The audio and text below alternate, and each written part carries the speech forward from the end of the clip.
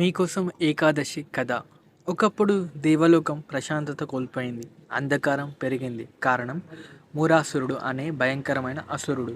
అతని అహంకారం ఆకాశాన్ని తాకింది. అతని క్రూరత్వం లోకాలను వణికించింది. దేవతలంతా ఒకే శరణు కోరారు, శ్రీమన్నారాయణుడు. నారాయణుడు మూరాసురుడితో ఘోర యుద్ధం చేశాడు.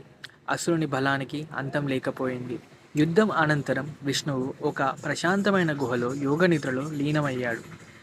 అది చీకటి నిశ్శబ్దం నిండిన క్షణం.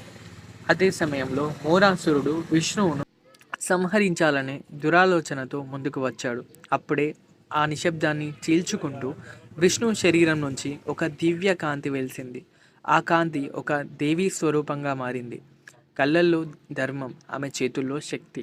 ఒక్క క్షణంలోనే మూరాసురుడి అహంకారానికి అంతం చేసింది. నిద్రలేచిన శ్రీహరి ఆ దివ్య స్వరూపాన్ని చూసి స్మితంతో అడిగాడు, నీవెవ్వరు? ఆమె వినయంగా చెప్పింది, ప్రభు, మీ తపస్సు, మీ ధర్మం నుంచి పుట్టిన శక్తిని నేనే ఏకాదశి.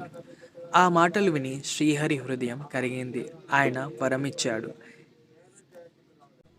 ఈ రోజున నన్ను భక్తితో స్మరించి ఉపవాసం చేసే ప్రతి భక్తుడికి వైకుంఠ ద్వారం తెరవబడుతుంది. వారికి ముక్తి మార్గం ప్రసాదిస్తాను. అప్పటి నుండి మార్గశిర శుక్ల ఏకాదశి వైకుంఠ ఏకాదశిగా ప్రసిద్ధి చెందింది. ఈరోజు ద్వారాలు కాదు తెరుచుకునేది, మన హృదయమే.